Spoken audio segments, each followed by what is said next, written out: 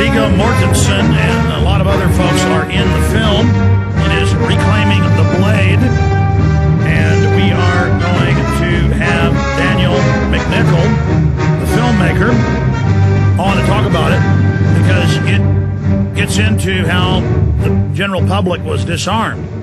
It gets into how the right to keep and bear arms, very important, and how swordplay is coming back into the culture. And by the way, there's a joke. They could disarm us, but if we had knives, which everybody does, you could, get a weapon, get a firearm very, very quickly. So it is good to know how to use a knife or a sword. And it's a lot of fun. So I'm interested a little bit in it. And so we're going to be going over that. Can somebody email me and tell me how to get rid of fruit flies? There's no food, there's no water, there's nothing open around the office. And it just gets worse and worse. Earlier, I was ranting and raving in the first hour, and one flew in my mouth and into my, You ever been riding a bicycle and those little gnats go in your throat? You open the front door out there, and there's just millions of them. They're flying around in swarms. They got in the office, and I don't know if you can see them flying by. It's like, there went one. I mean, I can barely keep my focus. They're landing on my nose. The battle continues, though. We're in here defeating them, hopefully. All right, I'm going to shut up about that. Kurt Nimmo, you hear what Paul Watson's talking about. We're going to go back to him in a moment. But this is happening everywhere. This is to get everybody to tattle on everybody. You read all these federal reports here in the U.S., they're identical to the ones in England and Canada and Germany and Europe. It's, does your neighbor have a cell phone? Are they nice to police? Do they want to be involved in community stuff? They're probably a secret right-wing terrorist.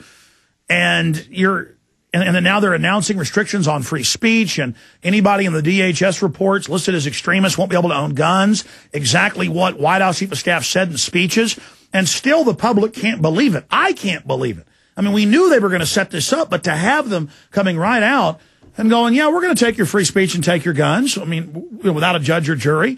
And then now in England, report your neighbor if they smoke cigars or wear a suit and tie. It says they shouldn't have that much money in this recession. Get money from the government to start spying on your neighbor. Ask your neighbors questions. We're going to go to Paul Watson in a moment, and at the 20 after, we've got our next guest coming up. But Kurt Nimmo, your take on this. Well, this is kind of, it reminds me of Orwell's 1984, the junior spies who were spying on Winston Smith. It's the same thing. It's a classic attribute of totalitarianism. It happened in Red China. It happened with the Hitler-Jugend in Germany. It's a standard procedure, and that's precisely what they're doing.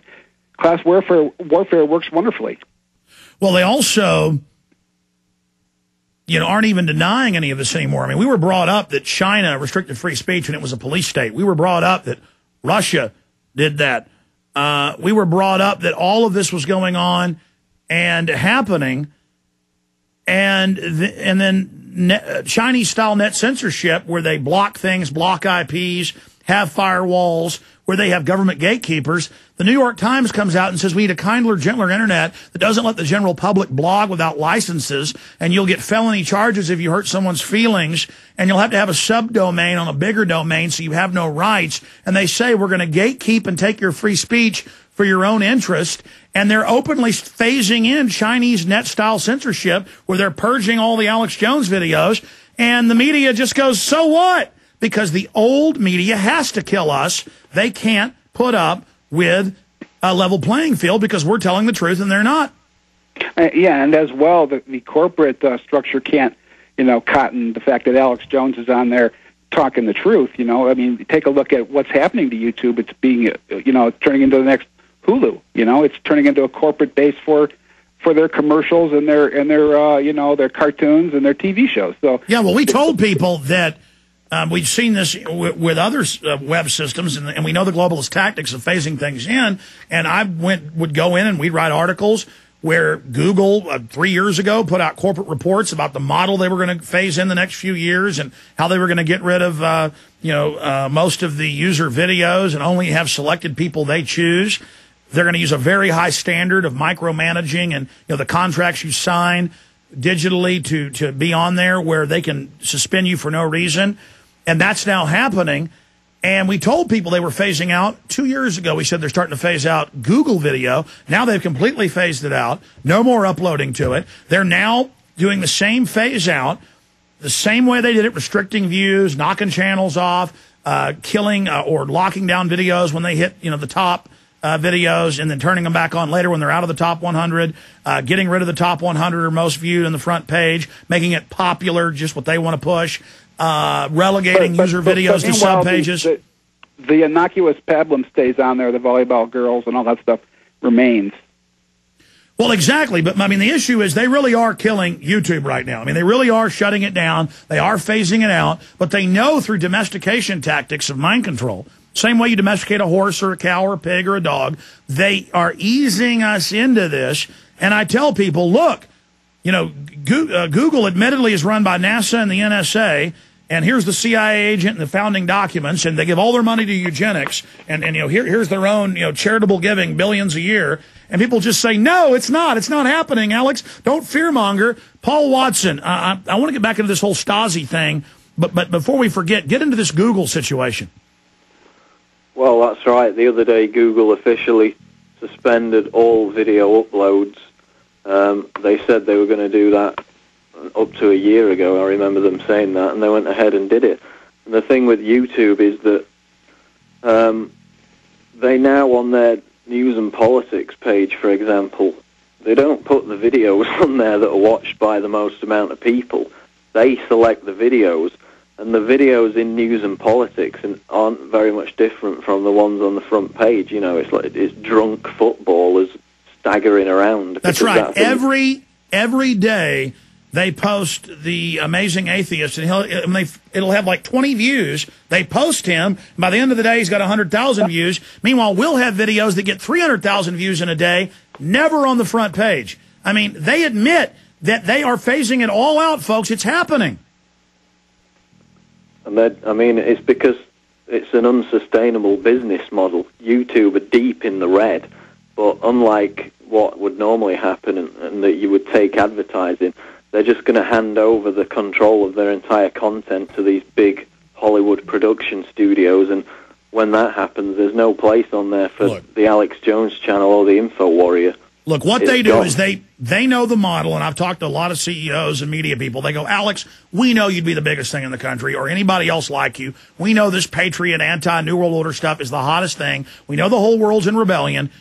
And so what they do is they give the people a platform for a time to get us addicted, and then they just take it away. They want to dominate market share. And YouTube is bigger than all other video sharing sites combined. You can look at the graphs and statistics. And so they've dominated the market with freedom of speech, and now they're getting rid of it. And because they're moving in with Internet 2 to shut down the other sites. They couldn't do that till they were ready to shut down the others, or everybody would just leave. That's my point, is they're moving in with what Jay Rockefeller said, shutting down the web. Go ahead, Paul. That's right. And Rupert Murdoch said it a few days ago that the Internet in its current form cannot go on. He said it's going to end because they've lost a huge amount of their audience. I'm talking about people like News Corporation with Fox News and New York Post and newspapers like that. And again, these people mean business. They do everything they say they're going to do, or they try it. And they never quit. They come back again and again. They're saying everywhere for 7 years at Internet 2 conferences in Austin, Texas, and London and Tokyo, read the minutes, they are going to kill the web and how they do it. And I told you how they do it. People, oh, shut up, Alex. Look, it's happening, folks. I'm sorry, Paul, to interrupt you. I'm just so angry about this. No, we said it all in early 2006, right when MySpace was taking off. We wrote an article saying it's a Trojan horse. It's designed to centralize power on the Internet, get everybody to use MySpace as their little blog. And so, when MySpace says that you can't have this political opinion or that political opinion, that's it. Your account's suspended. And we have their own internal documents, and they've admitted I am banned. They don't let me send our bulletins or videos. They let us have the page. We know we really have hundreds of thousands of members. They've frozen us at 55,000, and they admit they do it. We have their own moderators going, yeah, you're banned. Prison Planet and InfoWars are not allowed to be shared on MySpace. But then they lie to the public, though, and say they're not doing it. Meanwhile, in England, Paul, you were trying to finish up. I'm going to have to hold you guys over again. Move the guests back. I apologize to the guests. I really love the movie, and we're going to plug it. Just I've got to finish up with 5 more minutes with you guys. Meanwhile,